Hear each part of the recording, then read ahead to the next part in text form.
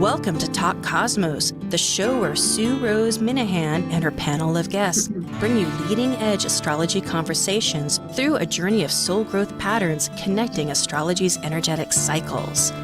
Get ready to understand your path in the cosmic roots of the stars.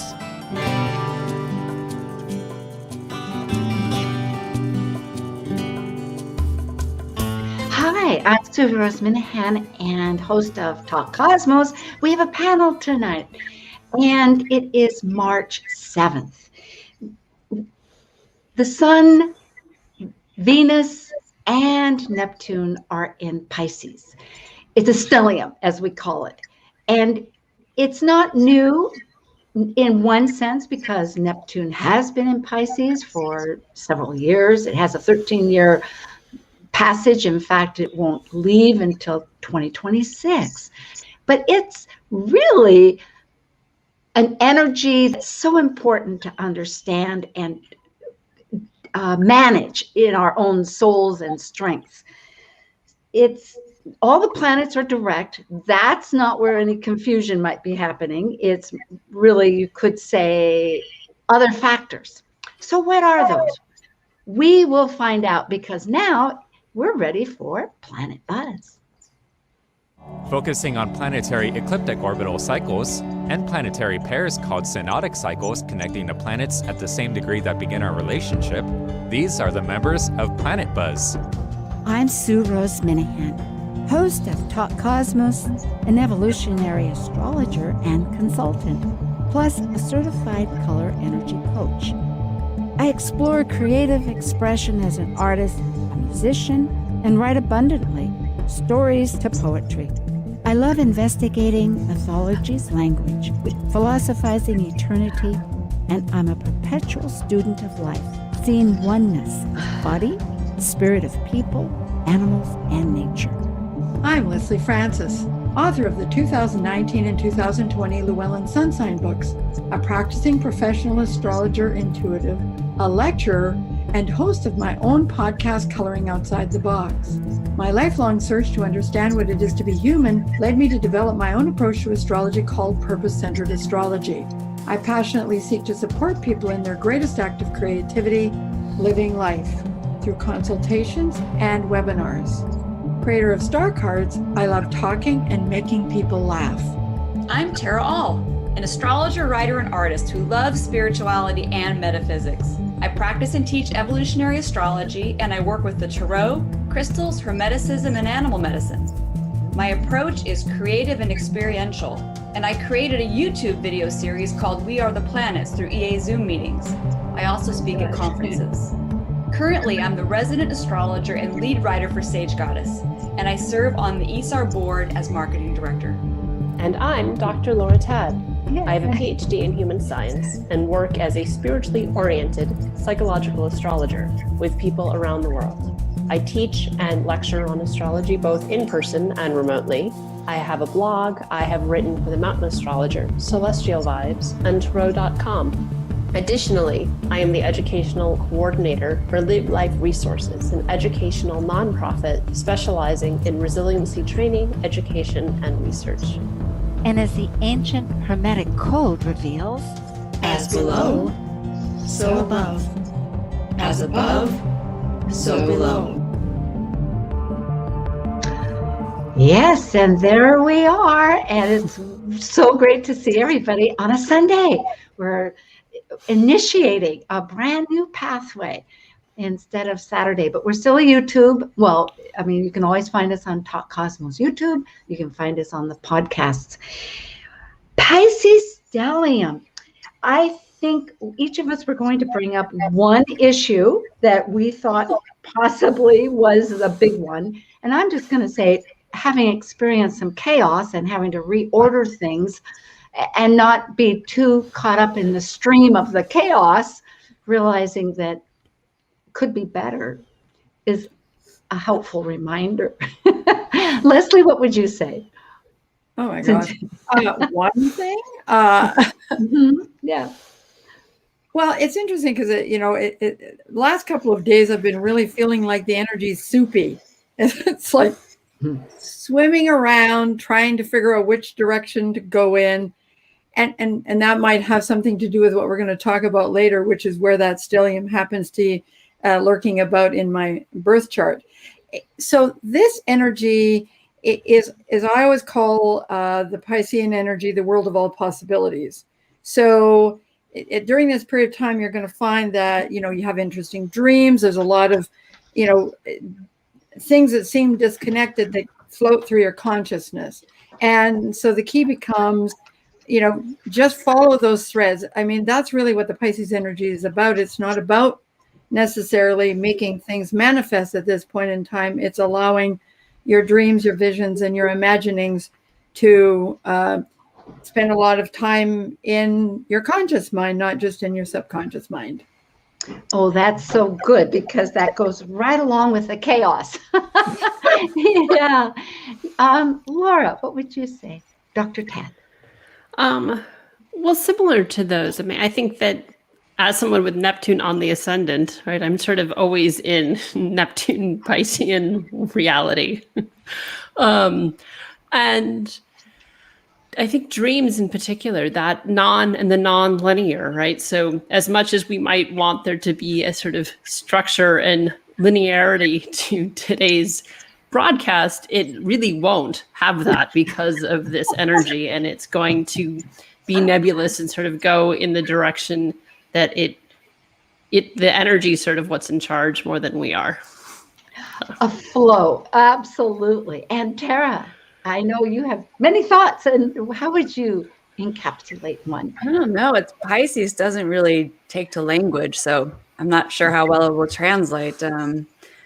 I was thinking, I don't know if you guys have seen the movie This Waking Life, but it talks about how most of us are sleeping while we're waking, and then we're dream sleeping, which means like we're literally missing out on the best of both. And so for me, with this Pisces energy, it's about being able to let go at the same time as staying present to what is. And it's a challenge because what we think is real, Pisces is always about, I guess, lifting the veil so we see more to what actually is real than what we thought was real. And I realize that sounds kind of trippy, but that kind of is what this energy is. Yeah, to be able to be in the trippy space and still be present in the space. Yeah. Beautiful, because really that is the exemplifies so much of the energy, and it actually relates to the houses, like Leslie was mentioning, and we're all referring to, I think Laura too. Well, I think on our notes that we talked about, what really stands out is one idea, because all the planets are going forward, and it's this chance, a couple of thoughts, because it is Pisces, we'll bring in a couple of thoughts.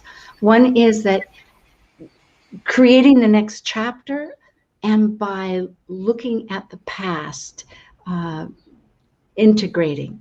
So if this idea that, because we don't really have the focus, it is coming in at different energies, but yet with the sun applying to this conjunction with Neptune and Venus that are actually at octaves, Venus, I mean, you can talk about any of this, octaves, Venus to Neptune, but I love that idea. I think, Terry, you were the one that mentioned about writing the next chapter. I mean, getting some of the pieces in there. It's not maybe going to be linear like we know, but there's some consciousness existing.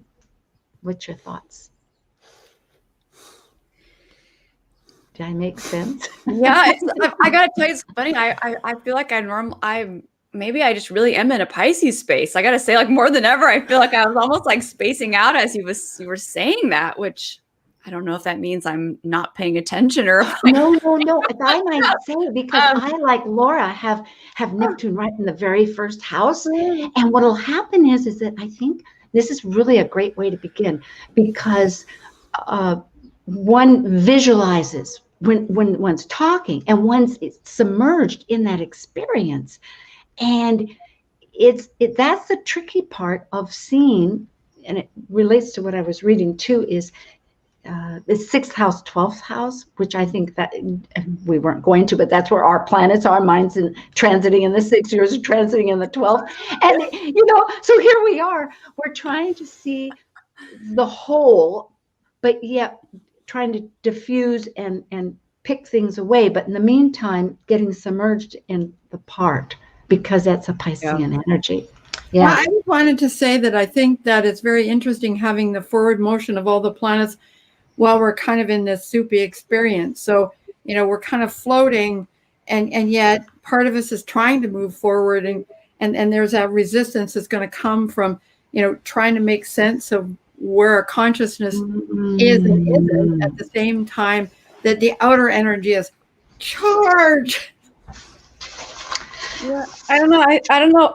For me, Pisces, there's always about a pause, and that doesn't mean that life doesn't keep happening, but it's more like even if things are moving fast externally, it's about a pause internally, right? And so it's always a weird thing to think about this when we say slow down. Slowing down doesn't always mean like physically slow down. Sometimes we can keep on doing the motion, but on the inside we slow down. And I feel like that's a big part of the invitation of Pisces, to slow down and make more space. Spaciousness has been, I guess, on my heart and mind a lot lately. Just where do I need to create more room? Pisces is a great energy for that. Stephen Forrest, when he talks about Neptune energy, which we can relate to Pisces as well, that almost always when we're in that, right in that energy, when it's on us, that it literally is our consciousness expanding, or we are literally preparing to move into a new level of consciousness. And we can't even really relate to that level yet until we reach it. So there is a point of needing to be in the alterations, I guess, as that's happening to our consciousness before we can even begin to even make sense of it. And I love how he says, like, under a strong Neptune transit, people feel like they don't know what to do or can't know what to do. And he says it's literally impossible to know what to do until you actually move through into that new space of consciousness, and you can give yourself space and allowance and compassion to hang out a little bit until you get there. And I feel like that's maybe, I guess we get this every year when the sun moves through. Well, possibly, but we are, and I want to hear what Laura has to offer on this too. We just had a major reset socially. Jupiter and Saturn had their 20-year conjunction, but also called the grand mutation, leading us, as I've mentioned several times, but it can't be said enough, leaving an earth-based material form of consciousness to this air consciousness. And so this Neptunian, what with the nodes also in mutable signs, is really, I think, powerful to just dislodge. And particularly, hey, we can see it right in the life, like we actually said, which is longer, just to let our audience know, as above, so below, because it goes from below to above and within, without. It's the whole 9 yards. So, Laura, just because I want to hear what you have to say, I know you've got tidbits. I mean, I think even when I work with clients, part of how I describe sort of a Neptunian transit or experience, maybe because I have it on my ascendant natally, I did this a lot as a kid, of like lying in the bathtub and looking up through the water. Wow. And that is what that Neptunian distorting what's going on. You can't see clearly because it's all being fractured in some ways, and from the angle of the water changes your perspective, right, from a physics perspective, and so that's part of that Neptunian experience, is like looking at things through like a funhouse mirror, distorted perspective. And so you can't really see what things look like when you're absorbed in that Neptunian energy, which is, even though, it's an annual cycle of the sun being there and Venus, and Neptune's been there since 2011 or something is when it got into Pisces. But it is more unique having this sort of stack of planets right now, and Pallas will be there tomorrow. So it's this continued, it's just this multiple archetypes having this, oh, you think you know what this is, but you don't, which is very Neptunian of sort of man behind the curtain, Wizard of Oz illusion going on. Oh boy, now that's an image. And Alan Oken, people I just recognized through a book of his, the portals, as had been mentioned, the middle way of the known to the unknown. So yes.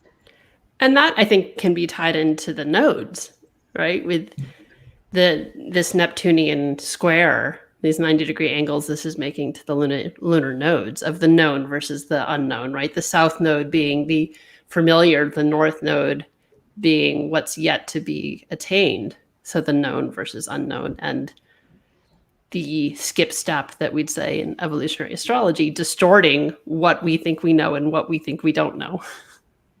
Yeah, which is because, just for follow through here, astrologically they're square, and that needs attention of resolution.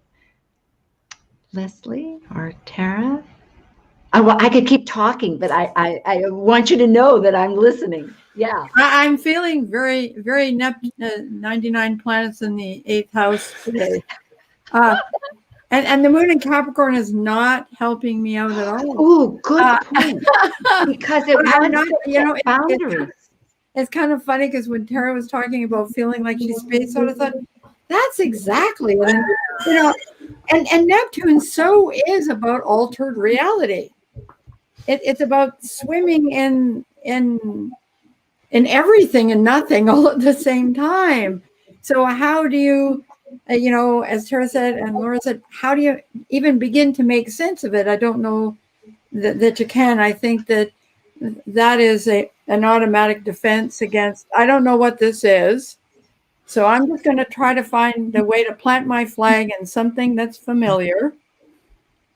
Except that the familiar seems in some ways very far away. I don't know how the rest of you are feeling, but that's kind of how I'm feeling, trying to get clear about stuff. Thank you for that, because it really is, isn't it, a bridge from the past?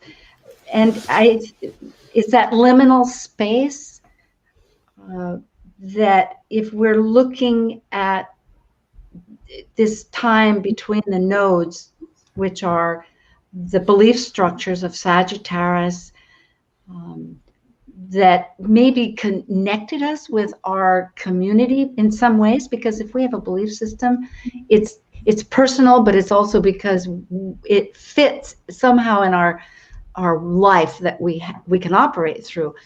But if we're looking at the North Node in Gemini, that's our immediate surroundings, and it wants to understand what it is, and it wants to learn. I mean, I'm throwing out all these different parts of the archetype, but truly it puts us in a new energy. We get new information.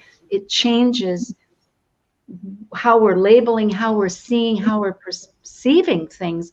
And so let's possibly bring up the idea of Mars in Gemini, which just happened this weekend. And it's also mutable. It's going to be there from March 5th to April 23rd, 8 weeks. So, Sue, Mars moved to Gemini on Wednesday the 3rd, just to know. It's been hanging out there but it's still new, but it's not.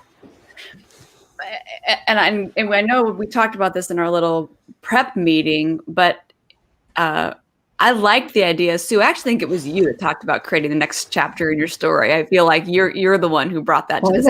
Oh, I thought it was you.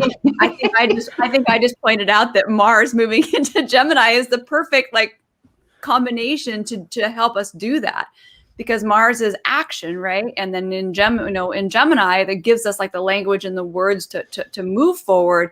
But we all talked about this. So again, how does it feel like? Because we're still in all this Pisces stuff, which means we don't necessarily know where we're going yet, which makes it strange to think about how I'm going to write a new chapter in my story right now. Well, Venus is pretty close to square the nodes right now too. And I think part of this is we're still doing a lot of receiving, right? We're on the receiving end of things, which part of it just means open to listen and to receive and to feel. I don't think that Gemini is always about communication that comes out of our mouth, right? Gemini is all kinds of communication, which includes body language and signals and different things. I think that we maybe are feeling a little held back because we don't want to be too quick to move forward. Because if we were too quick to move forward, we would probably just be repeating what we've done before. So even my own feeling a little bit like spaced out, I recognize there's a value in that. Sometimes don't try to shake out of it too quick. Sometimes when you stare at a wall, it's good to let yourself space out for a little bit if that wants to happen, instead of like, you know what? That inspires me, because listening to Laura as a child looking through water, I remember the wallpaper, because back in the 50s, there was wallpaper everywhere. And, you know, I was easily bored, I guess, but I would look at the wallpaper and just dream into it, and I'd see all kinds of things. So it was really fun. But that brings everything to the fact that the virtues, because there's certainly always pitfalls, you know, as we're trying to struggle through, but the beauty of Pisces and Neptune is this receptivity, the surrendering to another force that's greater than our ego, that has a dimension, and it's non-duality, it's wholeness, and it shifts how we just experience life. You know, there is that artistic, like you were saying, it's not so verbal, it's more maybe music and art can be. Well, and it's this interesting thing of like being even more present, even though it's non-linear and there's no real time, but it's like a greater presence, right? It reminds me, years ago, I was at my dad's for Christmas, and my stepmom had sent out something that everybody needed to come for Christmas with a PowerPoint presentation on their idea of what now and also now meant. Wow, and how did that work? So we all had different expressions of that, right? And part of what I did for mine is we flew in from all different parts of the world and had a chart for the same moment in time from where everybody came from, because all of that was now. And yet the chart in Ireland was not the chart in Seattle, was not the chart in Boston, was not the chart in Beijing, and yet it's now and also now. Mm-hmm. Right? And so this idea of like, yeah, it's super present and yet not linear and different all at the same time. And that's part of that Piscean energy. And I was thinking in terms of that, Tara, what you were saying, like that stuck, not yet moving forward. I think by next week, that will shift for everybody as we get out. Mercury gets out of the shadow in a week. Oh, good. Right. And so then that Mars and Gemini can be more proactive instead of there's a caution of, well, do I have all the data? Am I being preemptive? Because Mars tends to rush, right? So it's getting more data. And I think once that shifts next week, will be more the ease of moving forward, even with all this Piscean energy. Well, that goes along with Pisces that wants to hope and dream. And I think that, you know, the one of the ways that the Mars and Gemini, because it's also fluid, we're talking about mutable energy, is Mars like to experience, and so does Gemini. So, you know, rather than, you know, trying to formulate stuff, it's more an exploration of ideas and thoughts and images and whatever pops in. Mars, you know, can be used to immerse yourself in whatever the experience is, to go into it, you know, full bore ahead. Let's just jump right in and see what this feels like. Now, of course, Mars might get a little frustrated because it doesn't look like it, as Tara was talking about, it doesn't look like it's going anywhere. You can't, this is not an experience that you can measure or even analyze. And I know I've been trying to sort out, and I just feel like I'm constantly the energy is shifting so quickly that I can't remain focused on anything for very long. Yeah.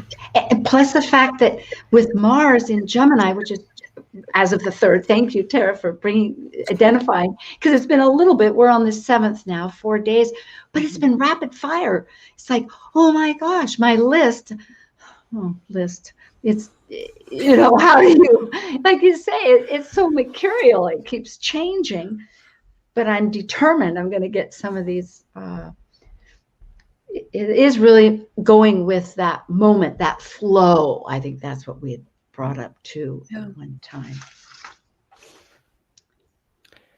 And being okay with that, right? I mean, that's the dance with that Piscean energy, is like that riding where the river takes you, even if you're not quite sure what the conditions are going to be like on the river, right? And just, And it's the recognition that you're crossing you're moving through a portal, crossing a threshold. Just be aware of that, and it's not unlike being in the bathtub looking up at the ceiling, except you're not in the bathtub. It feels like you're like just floating in air in the middle of water. Maybe we're water in and air at the same time, but that's what it feels. We're in a bubble, and I think this bubble will have to take a pause because it is our time to break away just for a moment. And this is Planet Buzz, Talk Cosmos Planet Buzz, our first Sunday, and March 7th. We'll be right back.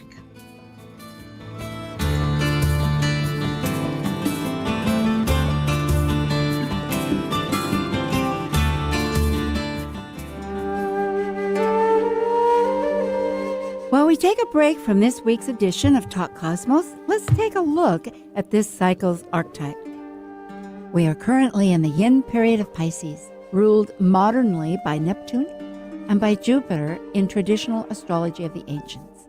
By leaving a cycle based on the equality of all humans and brilliancy, Pisces concludes the 12 signs that energetically encompass the entirety of the universe, where humans have no control. As a mutable water sign represented by 2 fish swimming in opposite directions of the forces of life, we experience in Pisces the collective unconscious energy of the unknown. Intuitive, psychic Pisces completes the seed cycle, initiated with Aries' willful separation from the Piscean womb. Talk Cosmos brings you leading-edge astrological conversations with hour-long programs each week on KKNW. The show goes live every Sunday from 1 to 2 p.m. Pacific. Talk Cosmos weekly programs are also available to watch live on Facebook and YouTube, along with daily chats throughout the week on the Talk Cosmos YouTube channel. While you're there, make sure you click like and subscribe buttons so you can get the full Talk Cosmos experience. Or, if you'd rather listen to the show archives with audio only, the entire podcast collection since 2018 is available on most podcast carriers. So, grab your coffee, tea, or kombucha and enjoy the show. Hello, this is Annie Hart, spiritual teacher, and you're listening to Talk Cosmos on Alternative Talk 1150 AM, where we discuss the meaningfulness of our roots in the stars. Tell your friends about Alternative Talk 1150. Welcome back. And this is March 7th, Planet Buzz, Pisces Planet Buzz. And I'm with Dr. Laura Tad, we call Laura, Tara All, we call Tara, and Leslie Francis so here we are. And we were talking about Pisces. And boy, I had this all together. What we will do is bring in the houses. However, there was another thought I wanted to bring out. Oh, that was it, the mythology. Because as I was listening to the little announcements that describe, what archetypal period we're in, which is Pisces, there were about the 2 fish. And Laura, you mentioned of the mythology, and I looked into more of that, of when Venus and her child Cupid, she had a couple kids, but she had Cupid as a child, Eros, and during the times of the Titans, they had Tartan. What was the name? I believe it's Typhonius. Typhonius, that's it. Yeah. Typhonius or Typhon. The worst monster of all that Hera, anyway, many reasons, and finally got stuffed into the earth, but it did. But in the meantime, they had to escape, and so she ties Venus with her child Cupid with this reed, or just tied their feet together and jumped into the water and became fish. Well, the capacity, I'm thinking of the compassion of Pisces with love is, however we want to look at it, such an important part of the Piscean, and also rescue. They had to be rescued, and that's the other downfall. I mean, there's many sides we haven't really talked about Pisces. So with that, perhaps I will jump into the house business, because mine is in the 6th house. That's transiting all of this stellium, and Neptune has been transiting through my 6th house. So we may not go through 1st to 12th in our Piscean experience here, because again, it's a little haphazard, but I'll, and basically from what it's about, conflicts, the basic conflict, which very much repeats what we were talking about in the very beginning, Tara and I, about wanting to see the wholeness, but yet needing in that Virgonian discernment process of breaking it down into dualities to see something in a part and with its contrast, but yet essentially needing to see the wholeness of it. And it's really a matter of living with the defined limits, because the wholeness doesn't have limits. That's where the oxymoron, you might say, is. So if anybody has a comment, or if somebody wants to jump into their house. Well, I just want to, Sue, I was going to ask you more about that stellium in your 6th house, because when I think about just Neptune moving around by house, it can certainly bring disillusionment. It can actually fog up areas or make us feel like things are unclear. Or it can be an area of life where we just want to totally check out and escape, right? Like we just don't want to have anything to do with it. Or we can have spiritual awakenings, right? So there can be this whole sort of big, I guess, big, vast area of how that can show up. But for me, whenever I think about what Neptune's doing, is it wants to broaden our vision so that we do see more, so that we are more interconnected with what really is. And, we've talked about this before, I think, but Saturn is certainly one planet of reality, but Neptune is the real planet of the reality. It's the planet of reality of what actually is when the illusion of what's not is removed. So my question to you is, as all that, not just Neptune, but the stellium has been in your 6th house, how has that felt for you? Like what's happened in your life that reflects that type of energy? Whoa, total rehaul. I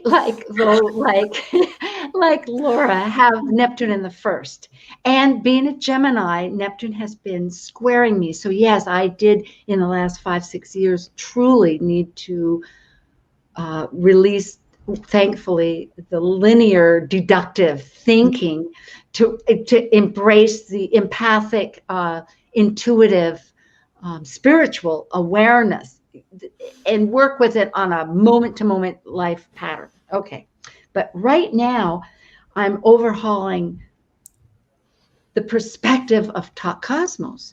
I'm already over here in Hawaii in the middle of the ocean, but it's been really insightful, I will say, because it's not immediate. It's been organizing is extremely difficult because there's everything that wants to come in all at once. And I'm realizing a new sense of priorities, and I'm not sure what I'm doing, but it's out of it. I am evolving. Sue, I don't know if everybody caught this, but Sue she just moved to Hawaii, which is literally surrounded by the ocean, which is represented by Neptune. And Neptune has been transiting her 6th house, which is work environment. It's your day-to-day environment. It's like literally your immediate surroundings and how you move around. She literally moved herself, her daily schedule into the ocean. I mean, you can't almost be more obvious than that. I mean, to me, that's like what a great way to bring the ocean into your daily schedule, or that ocean energy. Yeah. Good point. We hear and see it on a regular basis. We're right on the water. But I will say, if one goes into relocation, which is something we haven't done, but could be exciting to talk about sometime, my chart has Saturn from my 12th house on the cusp to my first. So and Mars at my midheaven. So I've been work, which I realized yesterday is always what I've wanted to do, is work on what I want to do and not what somebody else wants me to do. And now I don't have any reason to bellyache, right? Yeah. Well, plus Neptune's vision. So like the vision of how you want work to go and how you want to, I'm just saying it's a beautiful example of how you've woven that ethereal Neptune in with daily life, 6th house. Yeah, it is exciting from that standpoint. You're right. It is. So we shall see. I'm so glad to have all of you on with Talk Cosmos, and we'll see how all that goes. So yeah, what other house shall we talk about? Yeah. Do you want to talk about go ahead. I'll go because it's in my 3rd, so it's all about communication. That's right. And today the sun is exactly opposed my Virgo moon. So in terms of the polarity, I've got a 17-degree moon in Virgo. The sun's 17 at the moment. So I'm in my own private full moon at the moment. Nice. You can illuminate the rest of us now, please. Yeah, that's what I'm thinking. Shine. Well, and I mean, the dreams I've been having, I mean, Neptune's been there for a while, but as this has been tightening, I just had wacky dreams last night. And I definitely think that can be part of this Piscean stellium in the 3rd is, again, like, yes, it's communication, but what kind of communication? It doesn't mean it's oral or written. It can be downloaded information. It can happen through the dream time. It can happen through reading a chart that you just sort of translate things, right? Or doing a tarot spread, or that it's gathering information in a way that's still that Gemini data gathering energy that's the 3rd house, but in a way that is more intuitive and just sort of like, you don't know why you know it, but you do.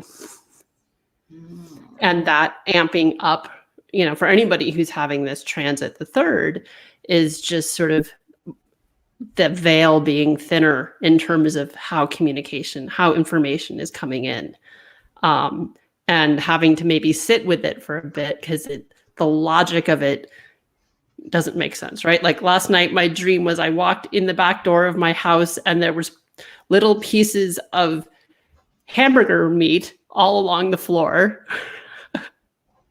And I asked my brother, who's been staying with me, what was going on. He said, "Oh, a skunk came in the house and I'm trying to get it to leave."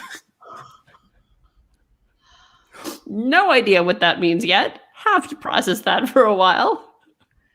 But it was super vivid. So there's something that I'm trying to translate that's coming in through the dream time as this, I think probably, the piece of that I'm in my own private full moon, right? That got really amplified for me last night. Well, I think that I think that often I always say to people, you don't have to keep a dream journal unless you really, really want to, because you'll be communicated with several times over the same thing. Yeah. I just wanted to let you know that in working with the medicine cards, skunk has to do with reputation. Right. Yeah. Right. Absolutely. Oh. Right. Yeah. No, David Carson is a good friend of my dad's, so I've known awesome about the medicine cards forever. Yeah. Lucky you. Well, isn't this great? Here we're talking about symbolism, and this is so Neptunian, isn't it? It's really a beautiful way that we can expand and connect. And really, it makes me want to do this Patreon eventually. We're going to subscribe, you folks, if you would like to connect, and we will keep building, because I know Laura has an idea of doing a dream session. So, well, and I just wanted to add that, you know, while we're talking about things that people can actually do to immerse themselves in the energy, working with various and sundry oracle cards can be an awesome way to do it. Painting, listening to music, you know, if you actively engage with this energy, it doesn't necessarily mean that things will be clearer to you. However, you will at least feel the energy in a way that you don't feel it as long as you're trying to figure out what it's really all about. Right. yeah, being receptive to the beyond. Yeah, I tend to think about it too of like, it doesn't necessarily make it clearer, but it is less unclear. Well, it gives you hints. Let's put it that it gives you a hint. You know what's interesting? We're doing, like, in my mind, 12, 6, 1, 3, 10, 9. I'm not sure we've done second or 8 too well. Maybe, yeah, okay, there we are. Leslie to the rescue. All right. Well, yeah. So it's interesting because that stellium's in my 8th house, but I've been dealing with Neptune in my 8th house for a while now. And it's interesting that Laura said that today the sun's at 17 degrees, because what popped into my head before she said that is that for me, it has to, I've been working on self-esteem, self-value issues for, so guess Neptune came along and said, so all the perceptions you have about where you fit in the world and who you really are, you can throw those out the window and maybe see, and I'm going to attach myself to what Laura said, because no, to what Tara said. I'm getting people confused. Neptune. I'm going to attach myself to what Tara said, and now I can't remember what this is. That you see the truth. You pull away all of the restrictions and limitations, and you actually see the truth. And so, with it in my 8th house, there's a lot of really internal energy. And because there's a quincunx of Pluto on my ascendant, it's like my body keeps on saying, I'm sorry, you have to spend time in this space, even if you think you should be doing something else. So I'm going to make it clear to you that you're not going to feel good every time you try to, rev up your engines and immerse yourself in the physical world, Saturn. And so, and it's a major, and I'm going to say the word, it's a major surrender. Yeah. Well, it receptivity. Boy, doesn't that come again and again? And the resistance, when we think of the fix, because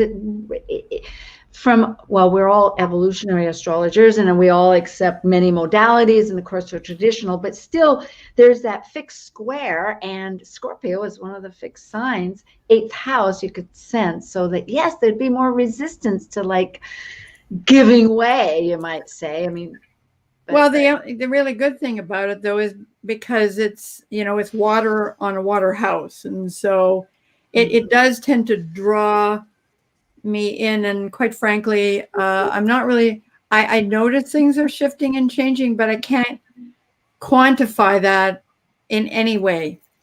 I just feel it. Yes. Well, wowie. Let's see, any other house that we didn't go literally through all of them, but I haven't gone yet. Oh, good. Tara. And Tara and Laura both have the 8th house, so I can understand, Leslie, why you get, but Tara, yes, ma'am. Yeah, no, mine's transiting the 12th house, so I actually, it's the invisible place, so I see how you missed me, like. No, well, we were kind of talking so much about the 12th, but I'm all ears. Oh, I didn't hear us talk. Okay, well, We can definitely skip it if you like. It's fine. No skip steps. Remember, we're back to the Neptune and the Venus here. We have to integrate. Yeah, well, so I mean, similar to like Leslie was saying, Neptune's been in my 12th house for a long time, like her 8th. So that's not new for me. But the stellium in there, currently right now, my Jupiter is in the 12th house at 17 degrees. So the sun is right on my Jupiter as we speak. And the dreams have definitely been, but because I have Jupiter there, I always have kind of wild dreams, but they've been more wild than normal. What has been more unusual is I have allergies, like, and I've always had like bits of things, but I mean, like lately, my allergic responses, and I don't mean serious like anaphylactic shock. I just mean like skin is getting a rash, right? Food doesn't digest right, feel congested. And it wasn't until we were all chatting about this recently where I was like, oh, right, I have a stellium in my 12th house with Pisces energy, which has a lot to do with our immune system, and in particular, our response to external things. Like there's hypersensitivity there. So I feel that in myself. And I also recognize that when we have those experiences, and this gets back to like the rewriting our story part or writing the next chapter, I have a choice. And Sue, I wrote down what you said when we talked before. You said you can either create freedom or you can put yourself in a mental asylum. And that's no joke.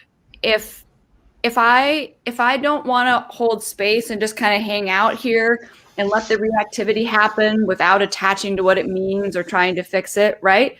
I could actually open up more space and give myself more freedom. I don't really know what the next chapter is going to be. That's one choice. Another choice could be to try to figure it out, to put myself in the mental asylum of what's actually wrong, try to fix it, try to figure it out, which would do nothing but perpetuate old karma that I've been doing forever. And to me, that's one thing we didn't talk about with the 12th house is the 12th house brings up old karma, and not just ours, but collective karma. And it's hard to sift through it. Oftentimes we get weird emotional signals or sensitivities in our bodies or in our energetic system in reactions to stuff. But it's stuff that's been dragging around or coming around for a long time, literally coming around because Pisces 12th house is the completion. I mean, like, that's the completion point. So the opportunity is you can actually reach a point of letting it go or surrendering actually into something new. I prefer to not surrendering in the sense of giving up, but surrender into something new. Or I can hold that old karma. And all of us on some level, wherever the stellium is happening, is linking into some of that. It's just different, activated by the house. Yeah, that's been my experience. And it's strangely intense, like strangely intense in ways I didn't expect. Well, I'm really honored. I don't have the right words even, but I'm so glad. I'm sorry for the demise, but that you expressed really a complex house, a complex experience. It's so true. Going to the first house, which I will say, because maybe this will, and we can go on unless somebody wants to come up with some other. Well, the first or the 7th house, because in the first house where my Neptune is, and the 7th house, which actually rule, because I have 29 degree Virgo, it's like the Pisces is on the descendant. So it's interesting. I thought, bring this up to people. If it's in the first house, it's like those boundaries between self and others are not so evident. And I know that's been a real learning experience because it's natal for me, which makes you empathetic, but yet it's important to realize. And of course, you can have artistic interest, or else maybe because we can reflect others in that sense that we're connected, but yet lose your own self. So the point is, on the 7th house, there the doubt you think that the downfall can be if people feel that they're seeing the ideal person as a partner, and that person's going to save them. And it really goes back to your childhood, which Laura might have comments of, but we have how many minutes? We have 10 minutes, 5 minutes. So 10 minutes. So we have a little time. We're going to have time to talk. But the point is that if one didn't separate from their caretaker person, one can keep looking for that perfect person to rescue them, because victimhood in any hidden way can be the downfall really of this Pisces energy, where externally there's the more ideal instead of realizing the internal part, which has to do with the meditation and the whole process of realizing that we are a body with a spirit as the whole, as above, so below, or as below, so above, as without, so within, as within, so without. Yeah, well, I think if anybody's, because I live with Neptune in the first house, but if somebody's going through this transit, right, so it's an unfamiliar territory, even if it's been the last 5-6 years, it's still foreign to them to some degree. The quote that comes to mind to me is from the film I Heart Huckabees. And part of it is like it explores existential crises and Buddhism in a metaphoric way. And there's this one scene where they just sort of ask the question, how am I not myself? And like, is that even, you can't not be yourself. Like even the idea where like, oh, I don't feel like myself today. Well, no, it's just a different version of you. You're always yourself. And that can be part of this experience, particularly if Neptune's transiting the first, of like, not feeling like who you thought you were. And so you don't feel like yourself. And that Neptune, and rather than that being a problem, leaning into that, surrendering to that, right? And saying, oh, maybe there's this peeling of the onion of there's this self that you didn't consciously know was even there, rather than this sense of like, oh, you have to course correct. Oh, wait, maybe there's somebody totally fabulous for you to get to know who's there. Ooh. And Laura, then what you just said, let's look at the polarity point, the 7th house, the same way from the first house of, I don't feel like myself. The 7th house can be like, people in my life don't seem like themselves, right? All of a sudden, my partner I've had for the past 25 years doesn't seem like what I knew her to be, right? It can be that energy of suddenly breaking through an illusion of seeing someone for more of what they really are, which can be very upsetting in the moment, right? Of like, what am I actually seeing versus, it just, and you can, that same analogy we could actually apply to each of the houses, those moments of not feeling like, maybe it's in the 10th house and all of a sudden you feel like your whole job is made up, maybe your whole career feels like it's not what you thought it was. And, it's like literally like shape shifting, which is a very Neptunian Pisces thing. It's literally shapes shifting in front of your eyes. Wow. You know what? I must say, because the time and space has disintegrated, right? Or dissolved. We only have a few minutes. And next week will be Cosmic Collaboration. We have a new member, an exchange, another new start. And it'll be, I think, daylight savings times for a lot of people. But we're still at 1 o'clock Pacific time. And this is Planet Buzz, the Talk Cosmos Pisces Planet Buzz. And I have Dr. Laura Tad, Tara All, and Leslie Francis. And we're talking about Pisces. So we will finish up how and where we don't know, but we are definitely moving to all possibilities. I love that. Oh, and a wrinkle of time. Maybe I know, Tara and Laura, you had both such a connection. That could be it. Yeah, so I even made a point of having my childhood copy here and marked the point that we were talking about of the concept of time, right? Which is a lot of what the book is about, but that, again, this idea of now and also now, and that in the book, when they talk about the Tesseract and our ability to time travel, that, right? So here's the little, if you can see, right? So that's the idea of if you can bend time, then you can be past, present, and future simultaneously. Woo! And whatever house it's hitting for you, that's the area of life where you can do that more easily right now. Like you have agency there. And that reminds, one time it took me a long time to realize, rather than be fearful of getting stuck in the middle of something, like the sea that we're talking about. It's a matter of going through it. Because doesn't that ant go through it? It's just, you got to keep going through it. It's like, swim, baby, swim. You go. Such a blessing. Thank you for joining us on Talk Cosmos, the show where Sue Rose Minahan and her panel of guests connect soul growth patterns with the energetic cycles of astrology. Be sure to tune in next Sunday at 1 p.m. Pacific Time to continue your journey through the roots of the cosmic pathway.